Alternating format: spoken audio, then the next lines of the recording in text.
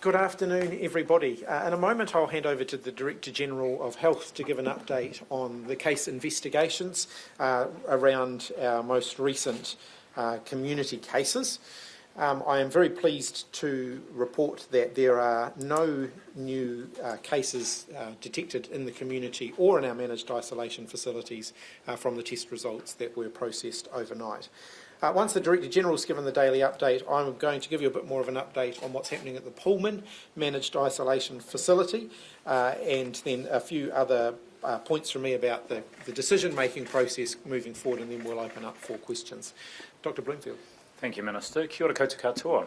So as the Minister said, I can confirm that there are no new cases in the community to report at this point, and we had no cases in managed isolation identified in the last 24 hours.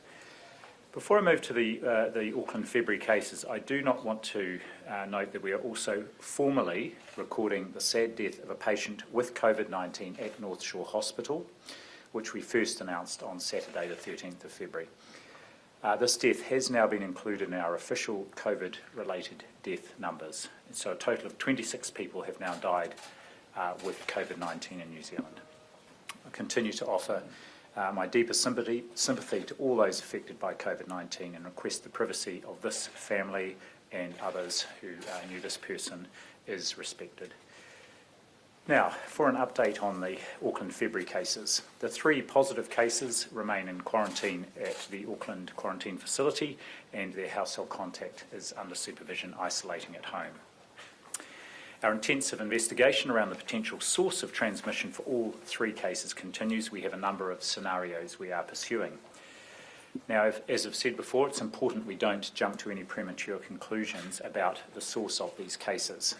And I want to thank the people involved, these 3 people and their contacts, for the excellent information they're contributing to the picture we continue to build.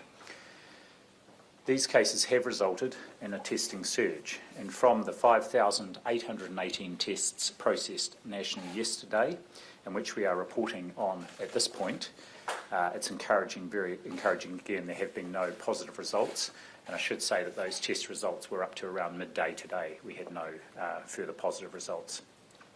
Nationally, more than 15,000 swabs were taken yesterday.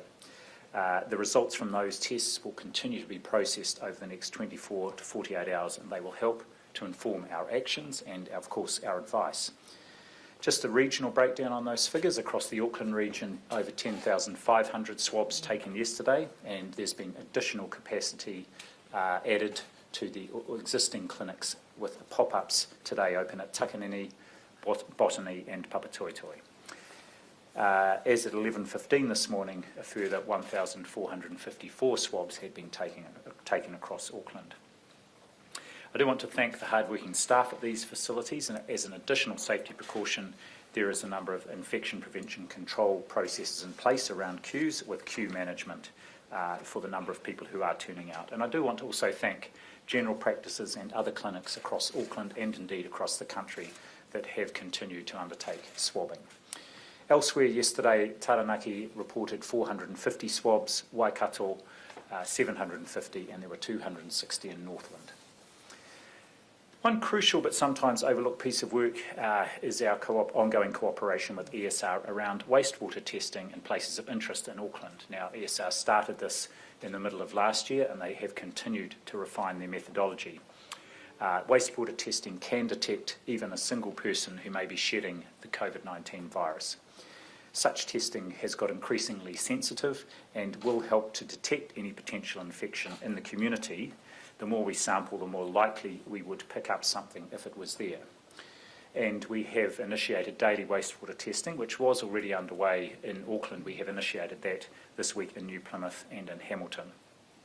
There is a specific site in Auckland that captures the Papatoetoe area. There is a 48-hour lag in reporting, but so far the results have come back negative, and by tomorrow, of course, we will have that important testing from Monday. Contact tracing inquiries have now identified 109 close contacts outside the household. This increase in number is predominantly because of a very precautionary approach to people classified as close contacts at a new location of interest, which was a medical centre waiting room where the father wasn't in the red lane for COVID testing. This was well before he developed any symptoms or indeed tested positive. In addition to the family member close contacts, all the workmates of the father and the people that travelled in the car to Taranaki have tested negative, and there are 14 negative results from the close contacts at Papatoetoe High School out of 36 there, and they will continue to come in during the day. More than 2,000 other contacts have now been identified as Casual Plus and loaded into the National Close Contact Tracing System. This includes people who were at the workplaces of cases B and C, others from Papatoetoe High School and other locations of interest. It's a large number of contacts, and obviously our National Contact Tracing Centre is at full scale supporting Auckland Regional Public Health with surge capacity. There's also, of course, ongoing interest and investigations at Sky Chef as a key workplace here. I mentioned yesterday that we had commissioned an infection prevention control of the laundry process there. That was undertaken as part of the follow-up investigation related to Case B. Overall, the early report is that IPC audit identified that the practices there were very much in commensurate with what we would expect in relation to the health and safety management. There were a couple of small improvements suggested, but they do not impact on the overall assessment there, and that they are appropriate for the workplace, that is the infection prevention control measures. And I want to once again thank this employer, which has been exceedingly helpful and supportive throughout. Finally, regarding testing, as I said yesterday, we took more than 15,000 tests yesterday. This is a great response and exactly what we need, and a reminder that those who don't have symptoms or were not at a place of interest do not need to be tested.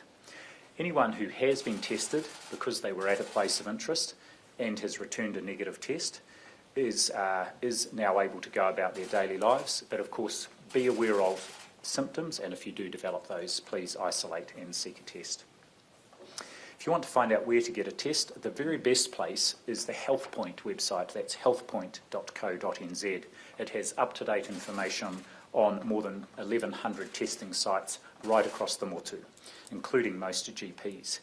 If you look at that website, it means you don't have to call Healthline to find out where to go, and in fact, Healthline has increased its capacity tenfold over the last 24 to 48 hours. But I do want to point people to information either at the HealthPoint website around testing or general information on the COVID-19 government website, so that people who need health advice can get through to Healthline. I also just want to finish on a note of thanking the many New Zealanders who provide very nice messages of thanks to the staff working at our MIQ facility. I received an email yesterday that was extremely appreciative of the work done by defence staff, the nursing team, hospitality and hotel staff at one of our facilities, working to, in their words, protect New Zealanders every day. I share that sentiment, and I dare say that it's feedback like this that really does keep the teams going and doing their best to provide not just excellent service for their guests, but to protect all their fellow New Zealanders. Thank you, Minister. Thank you, Dr. Bloomfield. And if I could also echo the government's thanks to all of our frontline border workers for the incredible contribution they are currently making. A quick update on the Pullman Managed Isolation Facility. This morning the Pullman did begin receiving its first guests following its recent shutdown. This follows an intensive deep cleaning process, a thorough investigation by health officials, and some changes to the way the Pullman facility will operate in the future. We've been very carefully considering the health and well-being of returnees and staff at this facility as we have made those decisions. The facility is initially reopening at 50% of its capacity for the first 2 weeks, and only the lower floors will be occupied. That will allow us to limit the use of lifts within the Pullman. Whilst that is happening, the air filtration systems in the lifts are being upgraded and replaced. That work is expected to be completed later this week. The CCTV upgrade is now complete, and new strict procedures have been implemented that limit people's movement around the Pullman facility. Corridor ventilation will now operate 24 hours a day, significantly reducing the risk of airborne transmission, and protocols are being implemented to control the airflow out of individual rooms. The pre-departure testing and the day 0/1 testing that we have now implemented will also help to reduce the risk of COVID-19 cross-infection within any of our managed isolation facilities. I can also confirm that the lessons learned from this experience and the changes made at the Pullman are being rolled out across the wider MIQ system. The Pullman has been a very important part of our MIQ system. It's received consistently good feedback from returnees, and it will be good to see it returning to full capacity soon. I do want to finish today with a reminder of what Cabinet considers when it comes to any decisions on alert levels in New Zealand. The framework was agreed by Cabinet last year. It's the same framework that we have applied to all of our alert level decisions since May. The first thing that we get, and we always do it in this order, is the advice from the Director General of Health and from his team around the ultimate health risks that we are dealing with. Cabinet considers that advice along with evidence around case numbers, contact tracing, any geographical distribution of cases, including whether that spans across regions, and any connections to the border. We also consider the effects of any change on the economy and society more broadly, including the impact on any particularly at-risk populations. Finally, we consider whether the alert level changes, or changes to alert levels, can be operationalised safely, and the timeframe in which that can occur. So we'll provide more of an update on those considerations around about this time tomorrow. We don't have a confirmed time for when we will make the decision. That will partly depend on the information that we receive in the next 24 hours. Finally, before I open up for questions, I do want to note that it's a Parliament sitting day, and I'm due in the House at 2 o'clock to answer 6 parliamentary questions today. So we'll try and keep this reasonably tight today, but we will provide further updates. There's more information. Jessica. What do the zero results today mean for our chances of coming, or Auckland's chances of coming out of level 3 tomorrow night? Too soon to speculate, but a day when we get zero positive test results is always a good day. We were reading a lot into today, though. There were a lot of testing from the school and from the workplace, so this has got to give us a little bit of a sense that we're on the right track. Yes, as you will have heard from the Director General's update, a number of the swabs taken yesterday, we still haven't had the results back from yet, but the results back that we have had are encouraging. It's good to see, no new positive cases today. Is there any update on the potential changes to the frequency of testing border workers, including those peripheral border workers, and the fact that you're even considering those changes, does that suggest that there were flaws in the system? No, we learn as we move along. At the time we put those testing requirements in place, they were appropriate to the risk that we were dealing with. What we've seen in recent months is that we're dealing with a higher level of risk now as a result of variants that potentially can spread faster and infect more people. And so we have to consider whether we adjust our settings according to that. Now, we haven't just started doing that. We have been doing that since the beginning of the year, and you'll see that with the pre-departure testing, the day 1, day 0 testing that we've been doing. We've been making changes as we've been going along. What we will also look closely at is whether there are any other groups on the periphery of the border that should be brought into the compulsory testing regime. You'll see from our experience now that the laundry worker concerned and her workmates were being tested regularly, though they were not required to be tested. So one of the questions that we will be turning our minds to is whether that should be changed. Now, I do want to sound a word of caution. Tens of thousands of people do interact with our border each day, and so we have to make sure that we're getting that we're drawing the line in the right place as to who needs to be tested.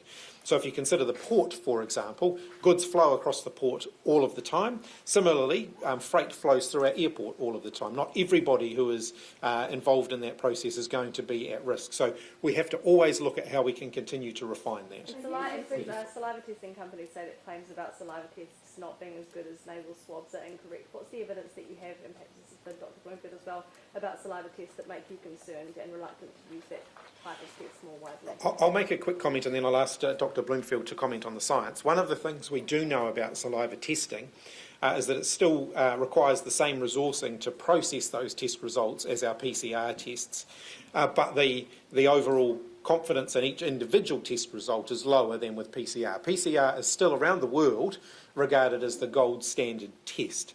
So we have to consider carefully the impact on our workforces of being more regularly tested, on the capacity to process all of those tests and what that would ultimately mean, and whether that increase actually gives us an extra layer of reassurance, given that we know we'd be more likely to get more false negatives from the saliva testing. So we are doing some saliva testing now. We had begun that before we dealt with the Pullman issue. It was suspended for a brief period of time while we dealt with that.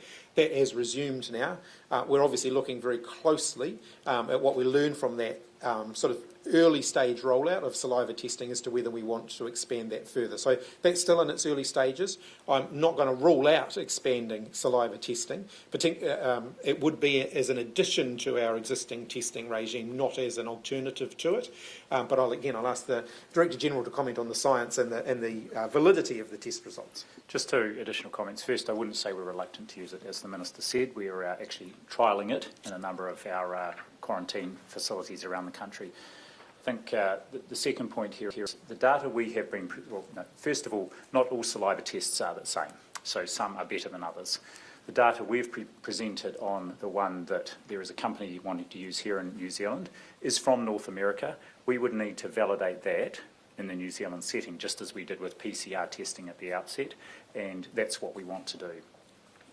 I'll come to Jane. Are you happy with the level of scanning generally? Obviously it goes up, when we have these alerts, but we had Countdown this week saying that some people would just flat out refuse it, and they actually said that they would support mandatory scanning. Is that something that you're looking at, given it's such an important part of the response? Well, one of the reasons that I have been hesitant, I've been looking at this all the way along, is the potential compliance costs that creates, particularly for small businesses. But we will certainly be looking at how we can encourage greater uptake, and I'm not ruling anything out at this point. But is this something that you can give the business? In that particular instance, the business was trying to enforce it, and they had nothing to, enforceable to back them up. Is there something other than a blanket mandatory, rule that you could give businesses to help in that situation? Is there an interim or? So like I said, that's something that we're looking at, how we can encourage greater uptake, what more tools we can give businesses to encourage people to do. Look, we look at experiences from around the world where they might have, roving groups of people walking around to encourage scanning uptake. That eases some of the pressure on businesses to have to do that for themselves. Bigger businesses do have the ability to do that. So supermarkets are well placed to have someone at the door encouraging people to scan in. And I want to thank those supermarkets that are doing that. For smaller retailers, where they may only have one or two people working at any given point in time, that can be quite a big challenge for them. So, can I take it from that then that you're not happy with the level of scanning, overall? Not just I haven't had the numbers in the last 24 hours. What we do know is when New Zealand responds well when we're dealing with COVID-19.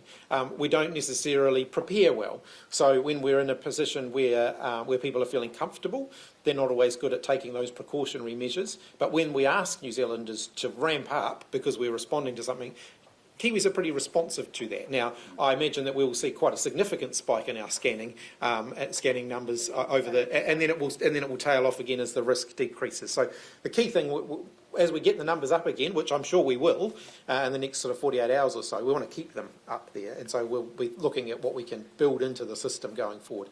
Audrey. Dr. Bloomfield, can you just clarify your reference to 2,000 casual plus contacts? Mm-hmm. Will the tests of them be known when Cabinet meets tomorrow? Yes, so that includes the non-close contacts from Papatoetoe High School, so the other students who weren't in the same class, plus whānau members. It includes also the people who have come forward because they were at a place of interest, of which there are quite a number. So that's the total there is over 2,000, and most of those are all ones that have been registered and been tested, and so those tests will be being processed today. So yes, it'll be important to have those results back to inform my advice for tomorrow. Gina. Some of the places of interest, Dr. Bloomfield, you mentioned the medical centre hasn't been updated on the ministry website. What is that medical centre, and was there a failure there if it wasn't in the right name? So I'll start with the second question. No, there wasn't, because remember, actually, this was the father taking the mother and daughter to have their tests, and the medical centre had all the right processes in place. That's why there was no risk there. He was being seen for an unrelated condition. At that point in time, he had no symptoms or any knowledge that he might be infected. So no failure there. And sorry, in terms of the first question, I don't know the name of the place. Barry. Could it be, really for Dr. Bloomfield, could it be that there are more COVID cases in the community than we suspect, and that people don't bother getting tested because the symptoms, as they are with COVID at times, are so minor? Yeah, that's exactly what we're wanting to rule out with the testing we're doing. And so all of the people, for example, around the high school, virtually all of them will be asymptomatic, but we're asking them to be tested. We're also asking anyone in the community who is symptomatic to be tested. So we will detect, we have seen this in the past here, and it's the same in Australia when they respond to their outbreaks, we will detect any other infections that might be out there and any other parallel chains of transmission, which is what we are looking for. Yes, you can't always guarantee 100% you get every single one, and that's why the alert level response is so important, because in restricting movement, even if there is someone who is infected and we don't find it, the likelihood they will infect others is greatly reduced. And Yeah. vaccinations, I'll just ask one on vaccinations. And with vaccinations that may reduce the symptoms or may cure the person, but it can still be passed on. And if that's the case, what's the point of doing frontline workers? So just to answer that, yes, the vaccine, and we know that the Pfizer-BioNTech vaccine that we've received is probably amongst the best, is one of the best in terms of protecting people from becoming infected. What we still don't have evidence of, but it doesn't mean that the evidence won't come through, is that it always prevents someone from stopping infecting others, so stops them from from infecting others. So that's the evidence we are looking for. However, we do know, based on other vaccines and on the way that they work, that it would be unlikely that it didn't reduce transmission significantly, because the main factor that makes someone infectious is the amount of virus that they are carrying around. And if they have got either an asymptomatic or a very, very low infection, if they are infected, then the likelihood they will transmit onto others is greatly reduced. Okay, James' own question. Has the government considered, your statement about compliance costs suggests that the onus for scanning in would be placed on the shop to make sure that all their patrons signed in. Why would you automatically place the onus on the premises rather than placing the onus on the person to sign in? Look, that's one of the things that we'll work our way through, as to whether there should be compulsion.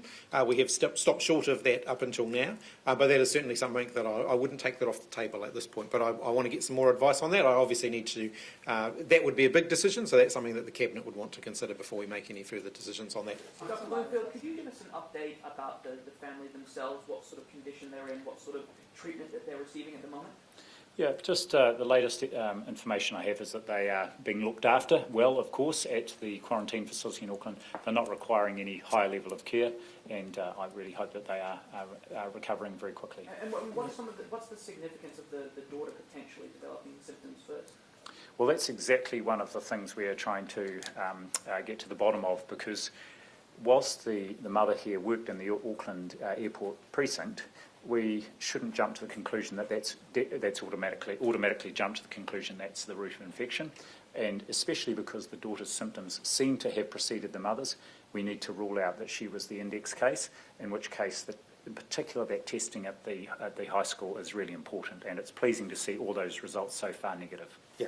Yeah, Dr. Bloomfield, back on the saliva testing, I believe you were talking about Rako Science here. Correct. And Health Officials are meeting with them later in the week, is that right? Yes, we've actually met with them already. Yeah, and have they not already validated their testing method for New Zealand standards? They have provided data of validation testing that was done in the USA, but they are working now with Air New Zealand and possibly one or two other large employers to do some saliva testing of their workforces as part of their onshore validation. Okay, Jessica and then Jenna. Oh, yeah, I was keen to know what the difference is, what kind of extra information you were seeking specifically, like what does that mean to get validation? Because as I understand it, they've crossed most of the hurdles they need to operate in New Zealand with that test. Yes, so the accreditation of their processes, that's fine. The issue here is that the evidence from the US is around where you had someone who was a known positive case from a PCR test, and they were able to validate and say, yes, the saliva test picked that up also, and so they got a high level of correlation. What we are really interested in here, in a situation where we have virtually no or very small numbers of cases, and we need to find every single one, especially if we're using it as a screening tool in our workforce, we want to be sure that those saliva tests would pick up every single case, so we can't afford to have false negatives. Okay, Jessica. So with the testing of the vaccines that was happening yesterday to make sure they made it through the flight okay, was that okay, and are we still on track for Saturday? All good news so far. Yes, we are absolutely on track for Saturday. That's the latest advice that I have received. Just some practical Jenna. questions about the vaccination program. Where will those vaccinations happen on Saturday? Will they be administered to border workers at the facilities they're working at, or different premises? And do you have a time frame for our next shipment? I don't have a confirmed timetable for our next shipment yet. I'll let you know as soon as we do, as we did with the last one. In terms of the initial rollout is very much focused on vaccinating our border workers in their workplace as we test them in their workplace, so building it into that process. The goal is to get through them within the 2 to 3 week period, which we currently have a testing cycle for, and then allowing for a little bit of extra time to pick up any who may be missed along the way. So we're certainly on track to be able to do that. As we extend a little bit beyond our border workers, including their family, for example, we'll probably be asking them to come to specific sites that are not the workplace, bearing in mind that we do not necessarily want all the family members going into MIQ facilities in order to get their vaccinations. Up the back here. How late can you leave a call to change alert levels? I get it that a lot of people are thinking that we're probably going to go into a couple more days with the levels as they are. How long can you leave until tomorrow? Look, ultimately what we do is through the course of the day tomorrow, we'll assess what information we have during the day, and we will decide based on that information when we feel that we're in a good position during that period tomorrow to make a decision. And then one of the things that we consider once we've identified what course of action we then want to follow is how do we operationalise that. And so depending on what decision we make, that may there may be a notice period before that gets implemented. Really, it will just depend on how confident we are of the information we have and how early we get that information, bearing in mind that you want to have as much information as you can before you make a decision. And we've been in this position before where we thought we could make a decision at a particular time, and then we've realised that actually a few more hours and we would have some more pieces of the puzzle, so we'd wait for a few more hours. So it's all very speculative at this point. I wouldn't want to... What are the key pieces of the puzzle that you're talking about? What is the main pieces of data that you'll be looking at when making that assessment? Those ones that I ran through in my introductory remarks. So we're going to be looking at our testing numbers, we're going to be looking at what that's telling us, whether we've identified any additional cases, whether there's more information about our source investigation, whether that's telling us anything new, and whether in fact, again it comes back to that question of if a few more hours would make a difference, then maybe we take that time. So we'll see all that unfolding tomorrow. Yeah.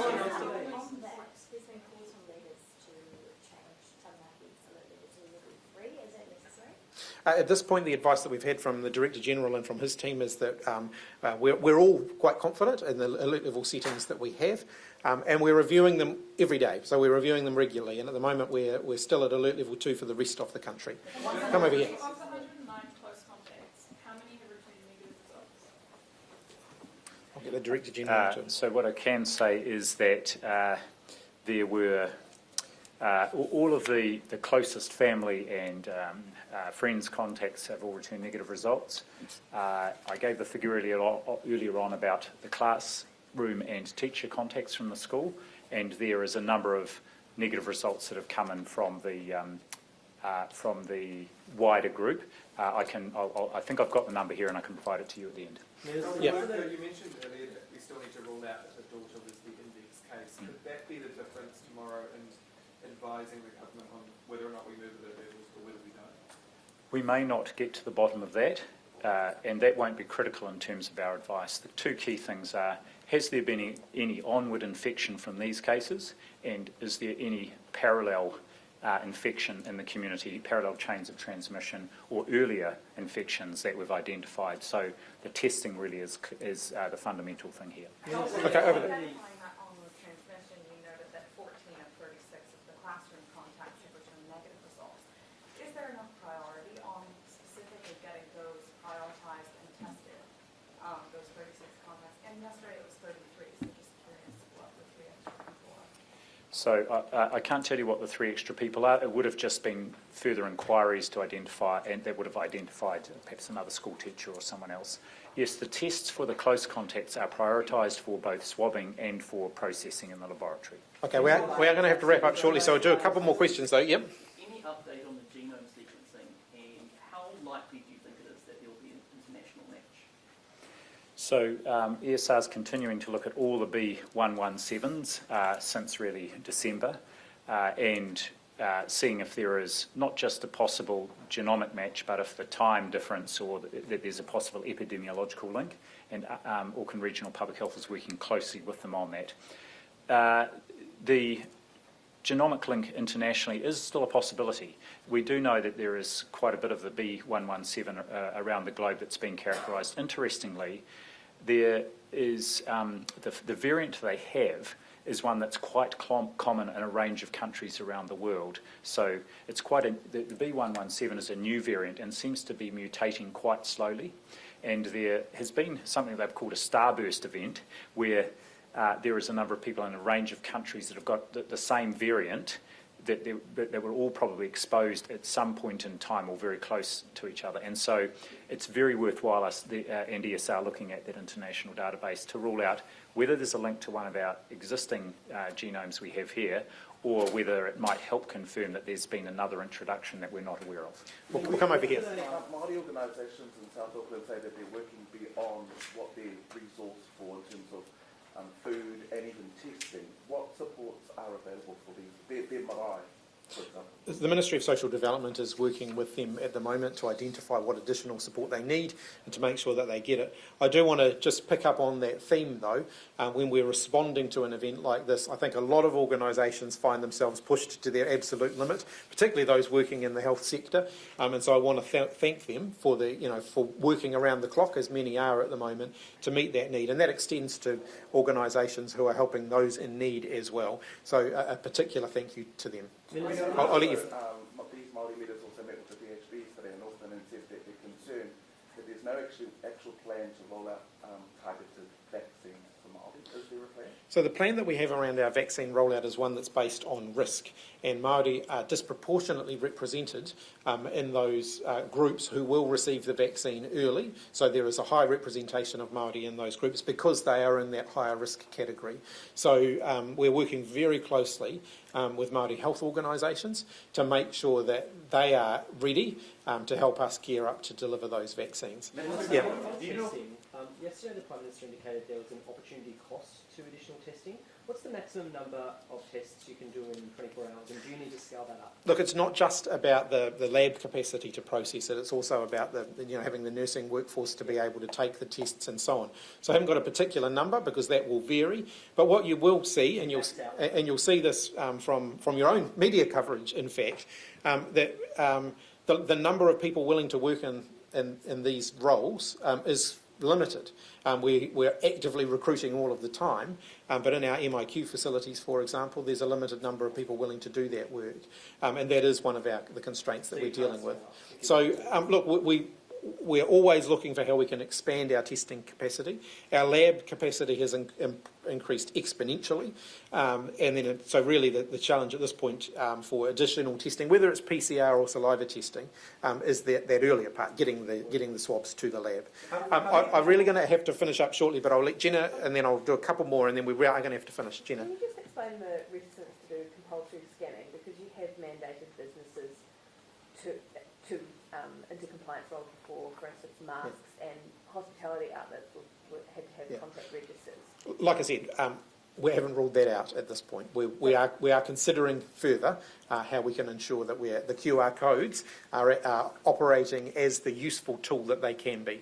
How many people in MIQ this year, so since January 1st, have returned positive PCR swabs, but there hasn't been enough genetic material there to actually do a full genome sequencing? Well, I think I said yesterday we've had 29 historical cases. They would all be in that category, and I can find out whether there are any others of the ones that were adjudged to be acute cases, and we'll provide that information or And follow up. there's one thing that you said earlier on the Pullman. You said that you're going to be bringing in strict new procedures to reduce movement in facilities. That hasn't really happened in New Zealand before. In managed isolation facilities, people have been allowed to leave their rooms. Is So that changing? they will still be able to leave their rooms, but it will be supervised and it will be rostered. So people, when they get their exercise, they'll get an allotted time for exercise. If they're smokers, they'll get an allotted time to go smoking, to make it that much easier for us to track where they have been, who they may have been into contact with, and so on, and also just to significantly reduce that risk of any spread amongst our guests. Will you have to boost staffing levels because of that? That seems like a lot of oversight. No, to a large extent, it does just mean a more regimented regime when people are in those facilities. Yes. On the border, the border around Auckland, residents of Port Waikato say that they have been left in the lurch, basically. They've got to drive to Takapota and Huntly to get food and petrol supplies, as opposed to being able to go to Tuakau. What's the issue there? Can that be changed? So the police, I believe, are the government, well, all of government group and the police are working on that issue at the moment. I haven't got the most recent update in the last sort of 15 minutes or so, but I know that there's conversations going on about how to address the issues and the concerns that have been raised there. Specific to that town? Yes. So that particular issue is being looked at as we speak. Yes. Lab testing, if part of the issue is sort of a lab capacity and reagents and so on, is there an ability to pool test saliva tests like nasopharyngeal ones where? So it's not lab capacity that I'm so worried about at the moment. It's the capacity to do all of this testing. So we have to weigh all of those things up. But look, I think the key message here is we're not ruling anything in or out.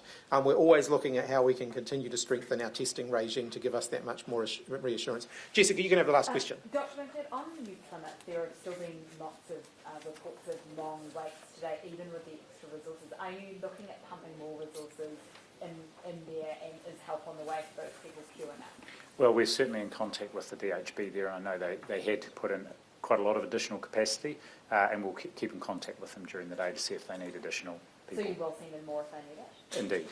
All right, thank you very much, everyone. We are out of time. We've got to get